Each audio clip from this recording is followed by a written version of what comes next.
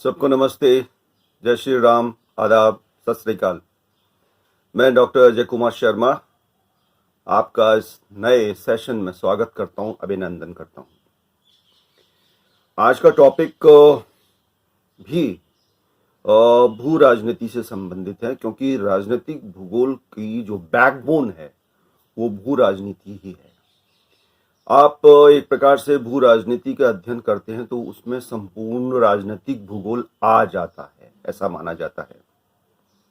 तो आज का टॉपिक है डीप स्टेट का। Deep state, DEEPSTATE, deep state, इसे आप गहरा या गंभीर राज्य तंत्र भी कह सकते हैं। तो डीप स्टेट होता क्या है, सबसे पहले यह समझने की आवश्यकता है। एक जो इलेक्टेड गवर्नमेंट किसी भी प्रजातांत्रिक देश में होती है, उसका काम होता है कि वहां के तंत्र को, वहां के देश को, वहां के सिस्टम को चलाए अपने हिसाब से। उसमें बाहरी किसी भी संस्था का अवरोध ना हो, गतिरोध ना हो या इंटरफेरेंस ना हो। लेकिन जब बाहरी संस्थाओं की गतिविधियों और उनके इंटरफेरेंस राज्य में या राज्य सरकार की गतिविधियों में बढ़ जाता है, जैसे आर्मी का, जैसे ब्यूरोक्रेट्स का, जैसे इंडस्ट्रियलिस्ट था, जैसे इकोनॉमिक्स का, तो विशेषकर ब्यूरोक्रेसी, बिजनेस क्लास, आर्मी की तीनों विंग जो कि मिलकर एक बनती हैं वो, और जितना भी जो प्रभावशाली तंत्र है या प्रभावशाली लोग हैं उस देश के, जिनके के आंतरिक और बाहरी संबंध बहुत मजबूत हैं, जब इन समूहों का हस्तक्षेप राज्य सरकार के कार्यों में गतिविधियों में बढ़ जाता है, वे अपने अनुसार नीतियां बनवाने लगते हैं, वे अपने अनुसार राज्य को चलवाने लगते हैं, वो अपने अनुसार नीतियों को बदलवाने लगते हैं या अपने फेवर में, अपने स्वार्थ में उन नीतियों को बनाने में किसी भी प्रकार का हस्तक्षेप करते हैं। तो ऐसे तंत्र को डीप स्टेट के नाम से जाना जाता है। बात समझे ना? और नटशेल में अगर शॉर्ट में कहूं तो डीप स्टेट वह संस्था है या एक वह समूह है किसी भी प्रजातांत्रिक या इलेक्टेड गवर्नमेंट का, जिसमें बाहरी तत्वों का इन्वॉल्वमेंट और इंटरफेरेंस हो। अब ये बाहरी तत्व कौन कौन से मैंने आपको बताया। अब इसका प्रभाव क्या होता है, इसका पूरे देश के ऊपर या पूरे विश्व की भू राजनीति पर प्रभाव क्या पड़ता है, और कौन कौन से ऐसे क्षेत्र हैं जो इस डीप स्टेट के कॉन्सेप्ट से प्रभावित हो रहे हैं। इसमें अगर हम थोड़ा ऐतिहासिक पृष्ठभूमि देखें तो कहीं ना कहीं किसी ना किसी रूप में प्रारंभ से ही राज्य के ऊपर, राज्य सरकार के ऊपर या तंत्र के ऊपर बाहरी तत्वों का हस्तक्षेप रहा है, चाहे वो धर्म के आधार पर या मजहब के आधार पर रहा हो, या आर्थिक गतिविधियों को संचालन करने में हो, या व्यापार को संचालन करने में हो, या देश के सैन्य तंत्र को नियंत्रित करने में और देश की रक्षा से संबंधित जो भी निर्णय लेने हो उनमें, कि कौन कौन से इक्विपमेंट्स खरीदे जाएं, कौन कौन से हथियार खरीदे जाएं। ये जो भूमाफिया तंत्र है एक प्रकार का है।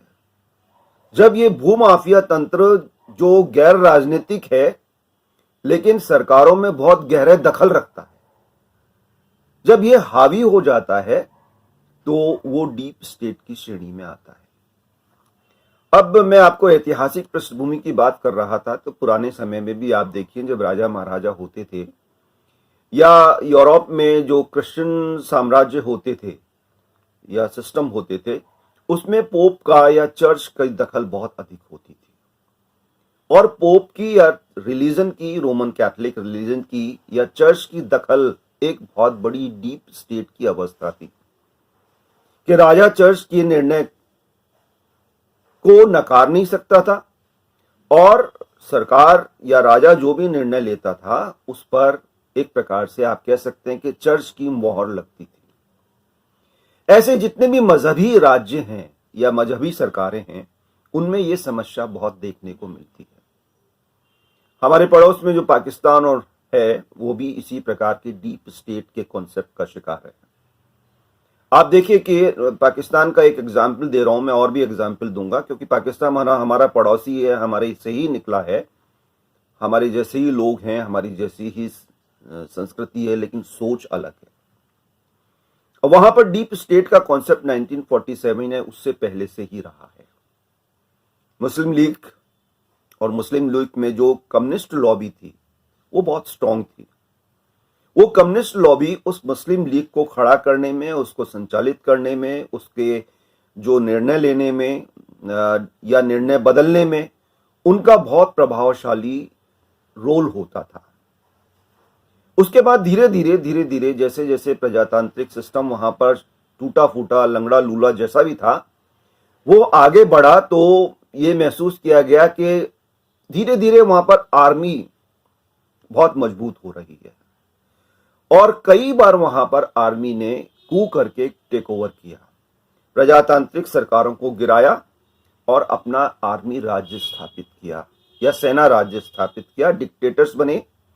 ऐसे बहुत से डिक्टेटर्स आप जानते हैं, जिसमें लेटेस्ट अभी मुशर्रफ थे, उससे पहले जियाउल हक थे, उससे पहले भी काफी थे, यहिया खां वगैरह, ये सब डिक्टेटर थे। तो आप देखिए कि लगभग 70-73 साल के आजादी या अलग बनने के बाद में पाकिस्तान में लगभग 30 से 35 वर्ष प्योरली आर्मी का राज रहा है, प्योरली।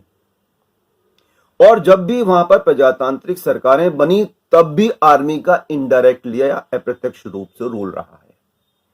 आज की सरकार को भी आप देखें, कहने को वहां प्रजातांत्रिक है, इलेक्टेड गवर्नमेंट है, लेकिन वास्तव में वो सेलेक्टेड गवर्नमेंट है, selected bye Pakistan army, Pakistan general.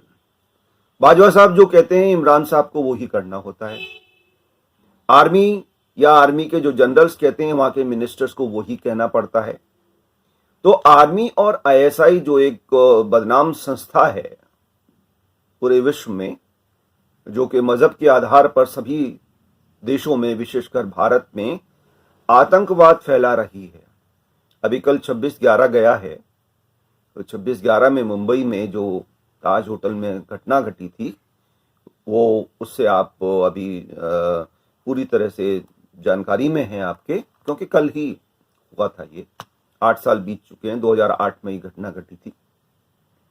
तो जब आर्मी वहां पर इतनी प्रभावशाली हो चुकी है कि इमरान खान को वो काम नहीं करने देना चाहती है, बल्कि इमरान खान को एज पपेट वो यूज करती है। इमरान खान अपने खुद के डिसीजंस नहीं ले पाते। यही समस्या नवाज शरीफ के समय थी। नवाज शरीफ ने जब भी अपने अलग से डिसीजंस लेने की कोशिश की, तो आर्मी ने वहां पर बहुत विरोध किया उसका, और मुशर्रफ साहब ने उनकी सत्ता पलट दी, और वो खुद शासक बन गए, खुद वो तानाशाह बन गए, डिक्टेटर बन गए, और बाद में राष्ट्रपति भी बन गए, और काफी सालों तक रहे, 8-10 सालों तक रहे। तो ये डीप स्टेट का एग्जाम्पल हमारे पड़ोस में ही विद्यमान है। एक और डीप स्टेट का एग्जाम्पल हम चाइना को देखते हैं। चाइना एक उभरती आर्थिक शक्ति है, लेकिन उसमें प्रोपेगेंडा ज्यादा है, वास्तविकता कम है। तो चाइना में जो कम्युनिस्ट सरकार है और कम्युनिस्ट पार्टी है, उसका 1949 से एक प्रकार से होल्ड रहा है। वहां कोई इलेक्शन नहीं होते, वहां कोई वोट नहीं डाले जाते हैं, वहां किसी प्रकार की आजादी नहीं है, किसी प्रकार के एजिटेशन या प्रदर्शन नहीं कर सकते आप। सरकार ने जो आदेश निकाल दिया, आपको, चाहे आप उससे सहमत हैं या नहीं है, आपको उसका पालन करना है, और हर हाल में करना है। आप ना कर ही नहीं सकते। आप हमेशा कहेंगे yes boss, yes comrade, yes comrade, yes comrade. No नहीं बोल सकते। जिस दिन नो बोल देंगे, एजिटेशन कर देंगे, प्रदर्शन कर देंगे, विरोध कर देंगे, उस दिन आप और आपकी फैमिली पता नहीं कहां गायब हो जाएगी। उइगर मुसलमानों पर जो जुल्म हो रहा है जिनजियांग प्रांत में, 15 से 20 लाख उइगर मुसलमानों को कैंप में रखा हुआ है और उनको मुस्लिम मजहब का पालन नहीं किया जाता, पालन नहीं करने दिया जाता। उनको जो उनके नॉर्म्स हैं, कुरान है, जो दाढ़ी रखते हैं, जो टोपी लगाते हैं, जो रमजान के समय व्रत रखते हैं या मस्जिदें वगैरह हैं, वो सब तोड़ के सब कुछ खत्म कर दिया गया है। मस्जिदों को तोड़ के वहां टॉयलेट्स बना दिए गए, लैट्रिन बना दी गई है, शौचालय बना दिए गए हैं। ये एक डीप स्टेट और तानाशाही का सबसे बड़ा एग्जाम्पल दुनिया में है। लेकिन आप देखिए कि इसमें समझौता किससे है। चीन की सरकार, कम्युनिस्ट सरकार, और जी जिनपिंग जो कि उनके चेयरमैन हैं और प्रेसिडेंट भी हैं सो कॉल्ड, क्योंकि चेयरमैन जो होता है कम्युनिस्ट पार्टी का, चाइनीज कम्युनिस्ट पार्टी का, वही प्रेसिडेंट होता है। वो जो डिसीजन लेता है वो सबको स्वीकार होना चाहिए, होता। आप ना नहीं कर सकते, कोई भी ना नहीं कर सकता और ना ही कोई उसका विरोध कर सकता है। अब उसको हटा कौन सकता है?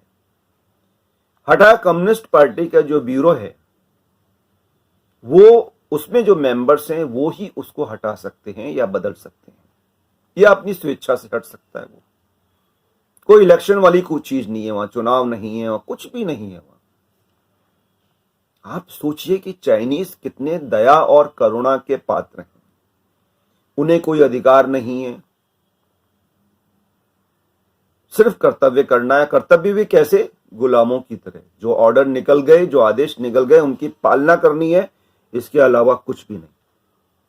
नो क्वेश्चन ये कैसे, ना ना ना ना, पूछना ही नहीं है, वरना कहां चले गए पता ही नहीं पड़ेगा। और फिर कुछ सालों बाद खुदाई होगी तो अवशेष निकलेंगे जमीन में से। तो चाइनीज सरकार भी एक जो कम्युनिस्ट सरकार है, जितनी भी दुनिया में कम्युनिस्ट सरकारें रही हैं, वो भी डीप स्टेट के रूप में रही हैं। एक और एग्जाम्पल मैं आपको यूनाइटेड स्टेट ऑफ अमेरिका का देता हूं। वहां पर प्रेसिडेंट कोई भी आए, चाहे डोनाल्ड ट्रंप रहे हों या वर्तमान में बाइडेन आए हुए हैं, वो इलेक्टेड होके जरूर आते हैं, लेकिन वहां पर जो पेंटागन की नीतियां हैं उनको वो नहीं बदल सकते। उनको पेंटागन की नीतियों के अकॉर्डिंग चलना पड़ता है। पेंटागन जिन नीतियों पर चल रहा है, प्रेसिडेंट को वही वक्तव्य देने हैं, वही काम करने हैं। पेंटागन एक प्रकार से डीप स्टेट का काम करता है, जिसमें CIA वगैरह हैं, FBI वगैरह हैं, जितने भी वहां की जो स्ट्रॉन्ग या पुलिसिंग सिस्टम या स्पाइंग सिस्टम जो है, पूरी दुनिया को जो कंट्रोल करते हैं, पूरी दुनिया में जो युद्ध की स्थिति बनाने या समाप्त करने का काम करते हैं। टेररिस्ट बनाते हैं और बिगाड़ते हैं, उन जिन टेररिस्ट को बनाते हैं उनसे ही फिर लड़ते हैं, उनको ही फिर खत्म करने का प्रयास करते हैं। इस एक सोच क्या है वहां पर? हथियारों की बिक्री, कि जब तक ये दुनिया लड़ती रहेगी एक दूसरे से, तो हमारा हथियारों का धंधा चलता रहेगा। और हथियारों का धंधा आपको जान के आश्चर्य होगा, जो आर्म्स इंडस्ट्री है वर्ल्ड की, वो तीसरे नंबर की बड़ी इंडस्ट्री है। हर देश हथियार खरीदना चाहता है अधिक से अधिक और मॉडर्न। तो ये जो हथियार बनाने वाला जो ग्रुप है, अमेरिका है, फ्रांस है, जर्मनी है, ब्रिटेन है, इटली है, और अब तो हम भी हथियार बना रहे हैं, अपने मिसाइल्स वगैरह बना रहे हैं, पूरी दुनिया को दे भी रहे हैं। अभी कुछ समय पहले ही हमने ब्रह्मोस मिसाइल को फिलीपींस को देने की बात की है। वो ईस्ट लुक की पॉलिसी के अंतर्गत आता है कि चाइना जिस प्रकार से हमको घेरना चाहता है, उसी प्रकार से हम चाइनीज दुश्मनों को दोस्ती करके उसको घेरने का प्रयास करें। तो इस चाइना ने अपनी प्रजा को कहा है कि भाई आपकी हम आर्थिक स्थिति मजबूत करेंगे, आपको खाने पीने रहने की कोई प्रॉब्लम नहीं होगी, लेकिन आप चुप रहें, हम जो करना चाहते हैं हमको करने दें। प्रजातंत्र और आजादी की बात ना करें, मौलिक अधिकारों की बात नहीं करें, क्योंकि अगर आप मौलिक अधिकारों की बात करेंगे, जैसा कि हांगकांग में हो रहा है, जैसा कि ताइवान अलग हुआ, और ताइवान एक प्रजातांत्रिक देश है, वो उनको पसंद नहीं है। कम्युनिस्ट शासन की सबसे बड़ा ड्रॉबैक ही है कि वो फ्रीडम, डेमोक्रेटिक या प्रजातांत्रिक जो अधिकार हैं या व्यक्ति के जो मूल अधिकार हैं उनका विरोध करते हैं। वो एक राज्य को, जिस राज्य पे वो काबिज हैं, मैं काबिज शब्द इस्तेमाल कर रहा हूं क्योंकि they are not elected, they are selected by a certain group, member of certain group. जो कम्युनिस्ट पार्टी है, जो उनका ब्यूरो कहलाता है, उसके द्वारा सिलेक्टेड हैं वो। तो वो उस पूरे राज्य को एक प्रकार से गुलाम बना के रखना चाहते हैं। इसलिए मैं कई बार कहता हूं कि मुझे चाइनीज लोगों से, जो 150 करोड़ के करीब हैं, उन पे बड़ी करुणा और दया आती है कि किस प्रकार से गला घोंट कर वो जी रहे हैं। और जब वो चाइनीज भारत आते हैं, यूरोप के देशों में जाते हैं, अमेरिका कनाडा में जाते हैं, ऑस्ट्रेलिया जब में जाते हैं और वहां के लोगों का स्तर देखते हैं, वहां के लोगों के डेमोक्रेटिक राइट्स देखते हैं, वहां के डेमोक्रेसी देखते हैं, मौलिक अधिकार या फंडामेंटल राइट्स देखते हैं, एजुकेशन के राइट देखते हैं, एजिटेशन करने के राइट्स देखते हैं, यस और नो के या सरकार को इलेक्ट करने के राइट्स देखते हैं, तो उनको बड़ा आश्चर्य होता है कि ऐसा भी होता है क्या। हमारे यहाँ तो बिल्कुल हमको गुलाम की तरह और जानवरों की तरह पिंजरे में रखा जाता है, वैसे बिल्कुल ट्रीट करती है हमारी कम्युनिस्ट पार्टी या कम्युनिस्ट सरकार। तो ये भी एक प्रकार से डीप स्टेट है। अब यह कि चाइना को कैसे तोड़ा जाए, इस सिस्टम को कैसे तोड़ा जाए। तो चाइना को तोड़ने का सबसे बड़ा तरीका यही है, या चाइना को कमजोर करने का तरीका यही है कि वहां के लोगों में प्रजातांत्रिक मूल्यों की वैल्यू को जगाया जाए। क्योंकि जब वो अंदर से कमजोर होगा तो वो बाहर से भी कमजोर होगा। अगर वहां पर किसी प्रकार के एजुकेशन नहीं होंगे, वहां पर किसी प्रकार के राइट्स नहीं होंगे, वहां पर किसी प्रकार के लोगों को अधिकार नहीं होंगे, तो वो चुपचाप बैठे रहेंगे। वो समझ ही नहीं पाएंगे कि प्रजातंत्र क्या चीज है। वहां पर फेसबुक, ट्विटर और ये व्हाट्सएप वगैरह नहीं चलते हैं। वहां का सिस्टम अलग है वहां। और हर सिस्टम पर सरकार की या कम्युनिस्ट पार्टी के लोगों की निगाह रहती है। आपने कितने सांसें ली, आपने क्या खाया, क्या पिया, क्या बोला, क्या पढ़ा, आपकी हर एक्टिविटीज पर कम्युनिस्ट सरकार की निगाह रहती है। आप उनकी इजाजत के बिना अपने मनपसंद कुछ भी नहीं कर सकते। ऐसे ही डीप स्टेट के एग्जाम्पल मैं कुछ और देता हूं आपको।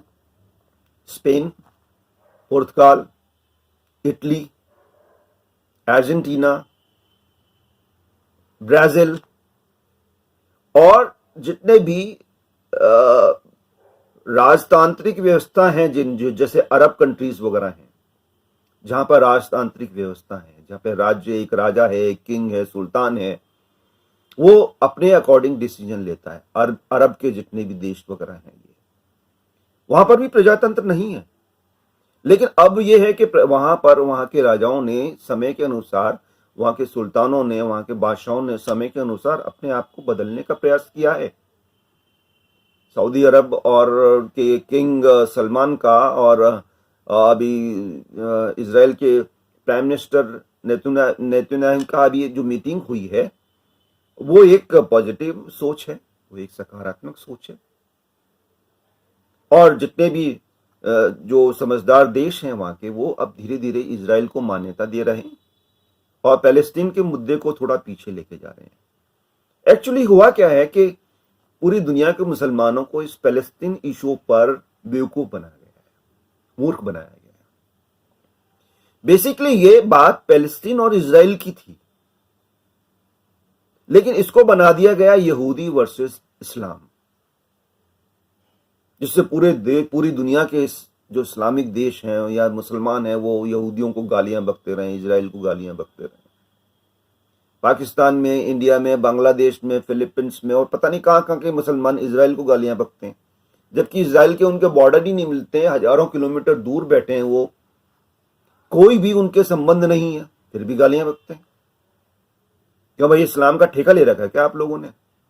जो इस्लामिक या मुस्लिम उम्मा है, उस उम्मा का तो कोई रोल है नहीं। जो स्टेट और नेशन के कॉन्सेप्ट को आप ठुकराते हो, जो 56 देश हैं, उनमें से 2-3 देशों में ही प्रजातंत्र है, व्यवस्था है। बाकी तो वहां एक प्रकार से तानाशाही है, डिक्टेटरशिप है। और डिक्टेटरशिप होने के साथ साथ कोई राजतंत्र है, कोई सुल्तान बैठा है, कोई बादशाह बैठा है, वो अपने अनुसार उनको वहां के लोगों को हाँक रहा है, जैसे गडरिया जानवरों को हाँकता है, भेड़ बकरियों को हाँकता है, बिल्कुल वैसे ही। आप सही समझे। हमारी दुनिया में आज के समय में जो सबसे अच्छा जो सिस्टम है किसी भी कंट्री या लोगों को मानवाधिकार देने का, वो प्रजातांत्रिक व्यवस्था है। प्रजातांत्रिक व्यवस्था के भी कुछ माइनस पॉइंट हैं, लेकिन उसमें प्लस पॉइंट ज्यादा है, उसके पॉजिटिव पॉइंट्स ज्यादा हैं। माइनस पॉइंट ये है कि लोगों को, जैसे भारत में आप देखते हैं प्रजातांत्रिक अधिकार बहुत मिले हुए हैं, तो उनका मिसयूज करते हैं। वो अभिव्यक्ति की आजादी के नाम पर, स्वतंत्रता की आजादी के नाम पर हम कुछ भी कर सकते हैं, तोड़फोड़ कर सकते हैं, जला सकते हैं, शहर बंद कर सकते हैं, लाइनें तोड़ सकते हैं, ट्रैफिक रोक सकते हैं, सड़कों पर बैठ सकते हैं। ये एक अराजकता लाने की पोजीशन होती है। जब डेमोक्रेटिक कंट्री में इस प्रकार की अव्यवस्था बढ़ती जाती है, तो वहां पर अराजकता की स्थिति आती जाती है। और अराजकता की स्थिति एक दिन में नहीं आती, धीरे धीरे आती है, कि वहां की सरकारें अब कठोर नियम बनाने का प्रयास करती हैं।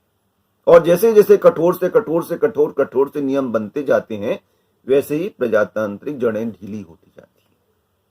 लेकिन उन सरकारों की मजबूरी है, उनको भी अपने कंट्री में सिस्टम बनाए रखना है, नियमों को बनाए रखना है, कानून को बनाए रखना है, संविधान को बनाए रखना है।